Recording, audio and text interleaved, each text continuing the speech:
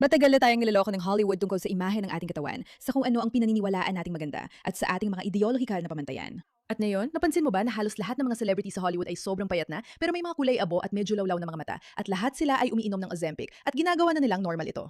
Itong parang mahiwagang gamot na magpapapayat sa'yo, pero may madilim talaga na bahagi ito, at pag-uusapan natin yan. Maligayang pagdating sa pushback. Parami ng parami ang mga tao na napapansin ang nakakabahalang bagong pamantayan ng katawan sa Hollywood. Halos lahat ng tao sa Hollywood ay sobrang payat ngayon. At hindi lang ito yung normal na kapayatan. Ito yung nakakabahala, mukhang may sakit, at parang malapit na mamatay na kapayatan. Sinasabing may epidemya ng kapayatan sa Hollywood. Ang mga body positivity influencer, mga awit, action star, pati mga idolo ng kabataan ay tila pumapayat na din. At lahat ng tao ay iniisip na alam nila ang kanilang sikreto. May problema sa droga sa Hollywood. Sandali lang. Gusto ko lang sabihin na malaki ang suporta ko sa pagiging payat at malusog ng mga tao, sa hindi pagiging sobra sa timbang at hindi malusog. Malaki talagang suporta ko dyan. Pero yung ganon at yung kay Ariana Grande, yung parang bagong survive lang sa World War II na itsura, hindi talaga bagay sa akin. May mali talaga doon at kailangan mong tandaan na bilang isang mas nakatatandang tao na sanay ng makakita ng iba't ibang anyo ng tao sa Hollywood, napapansin mo na may mali talaga doon. Pero habang lumalaki ang mga batang babae at lalaki at nakikita nila ito bilang bagong normal, wala silang kakayahan na makita na may mali at hindi tama ito. At ngayon, ginagawa nitong normal ang itsura ng literal na anorexic dahil sa isang gamot. Iyan ang Ozempic, iyan ang karamihan. Alam mo, nagsisinungaling ang lahat. Lahat sinasabi, mas maliit na bahagi lang daw. Parang tumigil ka nga dyan. Naka-Ozempic ka. By the way, pinagbubuti mo ang pangangatawan at kalusugan mo. Hindi. Yan ang Ozempic. Kaya tala ang timbang na to. Dahil sa lumalaking black market na nakikinabang sa publicity na ito, nag-aalala ang mga doktor na baka sumusobra na ang mga tao. Pero ang gamot ay ang hindi gaanong kawili-wiling bahagi ng kwentong ito.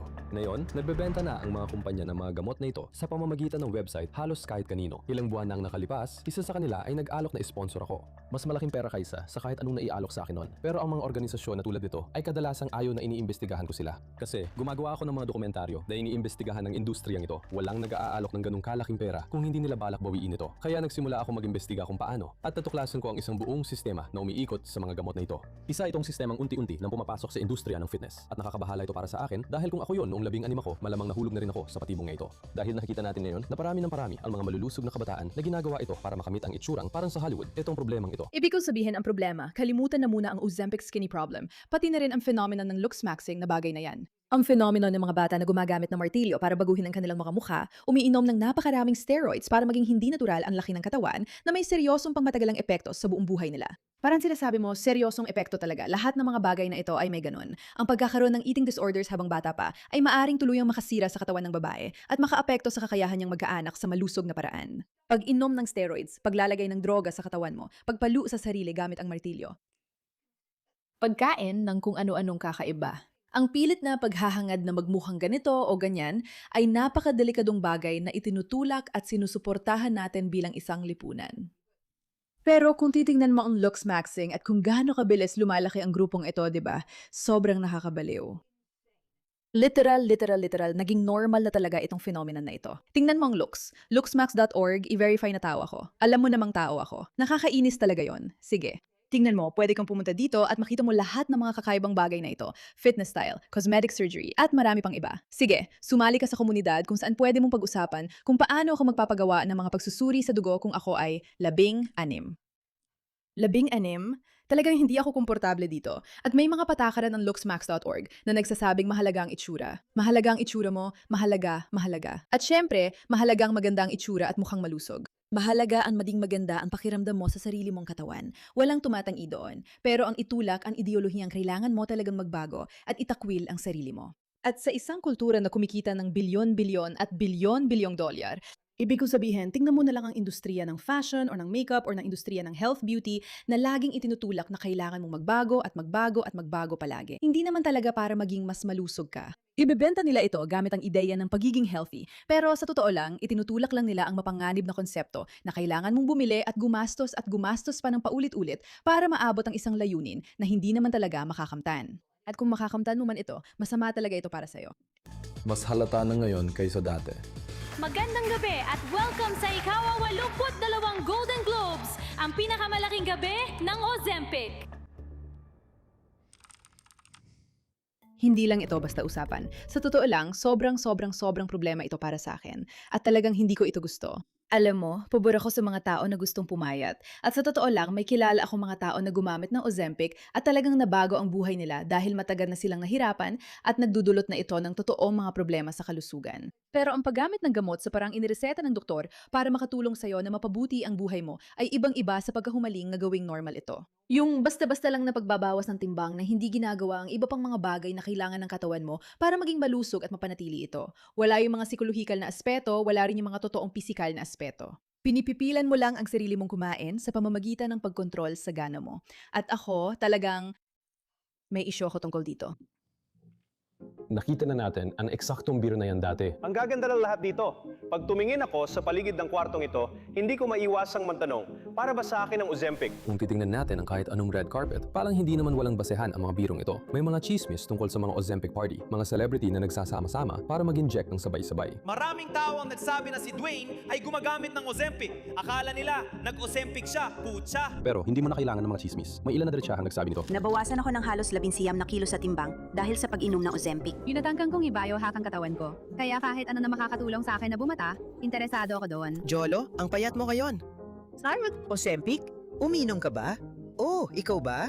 Napansin mo ba na pare-pareho silang may kulay abong, lawlaw na mga mata? Sa totoo lang, ang dami na ring lumalabas na balita tungkol sa iba pang epekto ng Ozempic sa'yo, tulad ng pagkawala ng paningin. Hindi alam ng mga tao yon. At para sa mga taong may diabetes o obesity, tunay silang medical na tagumpay. Alam ng lahat ng tao sa kwartong yon ang pagkakaiba ng pag-inom ng gamot dahil kailangan mo talaga ito sa medical na dahilan o dahil lang may red carpet ng lalakaran sa Biyernes. Magandang gamot ito para sa tamang tao. Nagsisimula ang problema kapag naging mahalaga kung sino ang tamang tao. Kasi para sa mga celebrity, kadalasan hindi ito gamot. Isa itong pampabilis para sa lumang tradisyon ng Hollywood, ang crash diet. Alam mo, minsan may narinig ako nagsabi na kadalasan kapag tiningnan mo ang isang lipunan, mas mayaman ang lipunan. Noong unang panahon, ibig sabihin nito ay tataba ka. Pero ngayon, parang ang mga lalaki ay tumataba ng tumataba at ang mga babae naman ay paliit ng paliit dahil na rin sa pressure ng lipunan.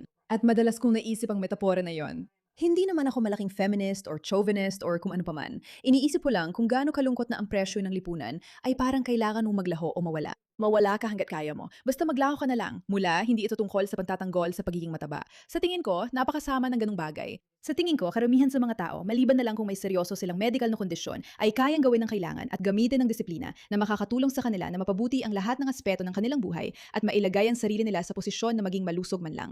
Pero yung sobrang pagpapapayat bilang pamantayan, hindi ko gusto yon. Noong 2022, sa Met Gala, gusto ni Kim Kardashian isuot ang damit na sinuot ni Marilyn Monroe nang kantahan niya ng Happy Birthday ang isang presidente. May isang problema lang. Sinubukan kong isuot ito at hindi ito kasya sa akin. Kaya tiningnan ko sila at sinabi ko, bigyan niyo ako ng mga 3 linggo. At kailangan kong magbawas ng 16 na libra hanggang ngayon para magkasya ito sa akin. Kung gumamit man si Kim ng GOP1 o hindi na talaga mahalaga. Matagal nang pinipilit ng Hollywood ang mga babae na maging payat at ang mga lalaki na maging lean at maskulado. Ang mga gamot pampapayat ay mas mabilis lang na paraan para makamit yon. Habang sinasabi ng mga dyaryo na bumalik na ang heroin chic. Maging payat o ibalik ang isang yumaong kamag-anak. Payat. Biro lang yon. Pero maraming tao ang naghabol sa mga pamantayan ng Hollywood hanggang sa sukdulan sa loob ng mga dekada. Mga pamantayang patuloy na nagbabago. Ang hindi alam ng mga tao tungkol sa akin ay may koleksyon ako ng Vogue mula sa lola ko na matagal nang nangongolekta nito. Sa tingin ko, nasa likuran ko pa nga ito. Gusto mo bang kunin ko? Sandali lang ha. Matagal nang nangongolekta ng Vogue si lola. Siguro mula pa nung Milsham, naraan akong ano. At meron kami, may mga Vogue ako dito. Ito ay mula sa, ano nga ba ito? Mula pa noong 1900 at 86.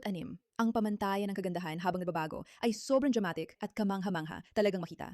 At ito ay isang bagay na meron ako. Mayroon akong napakalaking koleksyon. Mayroon akong daan-daan na Vogue sa guest room namin sa ibaba. Bakit? Dahil naniniwala ako na napakahalaga na makita kung paano tayo pinilit at pinwersa ng lipunan sa iba't ibang pamantayan ng kagandahan at kung paano sila kumita ng napakaraming pera sa kabila ng pagiging peke ng lahat ng ito. Peke lang talaga kasi wala namang totoong-totoo doon. Alam naman natin lahat kung anong itsura ng isang magandang tao. Malusog, masaya, malinis, malinaw, maliwanag ang mga mata. Parang maayos, maaliwalas, may dating na maganda talaga. Sige.